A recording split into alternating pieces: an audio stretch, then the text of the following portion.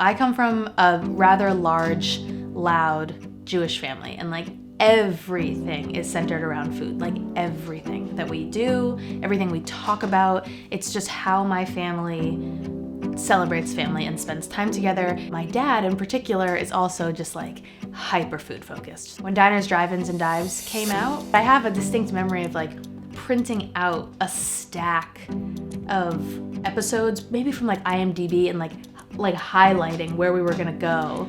So like that's the kind of like the level of food obsession that has always been part of just me as a person. Art was probably the first thing, even as a kid, that I really wanted to do. Towards the end of high school, I started doing intensive art classes. It was more like an art camp situation. It was really, really intense. And that's where I learned most of what I know now. So when I was thinking about going to school and deciding what I wanted to go to school for, it was between food related and art related. I didn't really know what that was gonna be. So I went to BU and I ended up in the just undecided arts and sciences.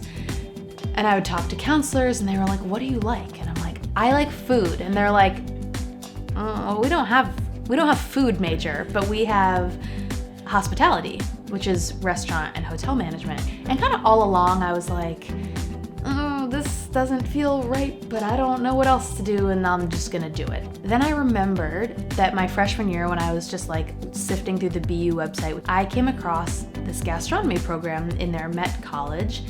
And I was looking at the class list and it was like history of cheese, history of pots and pans, food and the senses, food and anthropology. And I was like, what is this? And I saw it and forgot about it.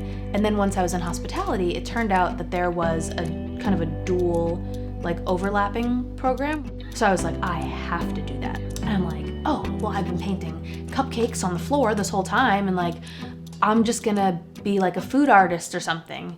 In the gastronomy program, it's basically like a liberal arts degree, but all of those subjects through the lens of food.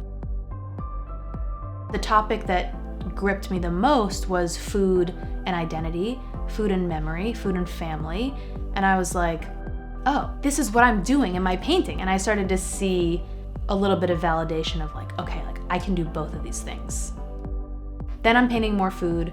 And then I start getting requests from people for commissions. But it wasn't really like catching on in a very, I was like, oh, I'm just gonna like do commissions. Like this is what I'll do. I think that a lot of people got it, but it wasn't like, that wasn't it. So then I kind of open it up to like, okay, well, I'm gonna paint my food memories and let's see what people connect to. So I start painting artichokes. People loved it. It was like, what is this artichoke thing? And I was like, oh, like I painted something that reminded me, it like symbolized my mom and my sister. And it was like, well, I want to buy that. Like, I want to buy the painting. I want to buy the prints. And I was like, oh, like people are connecting to my food memories because they can feel it was painted with love. And I think that's when I really started to see that people were connecting with that.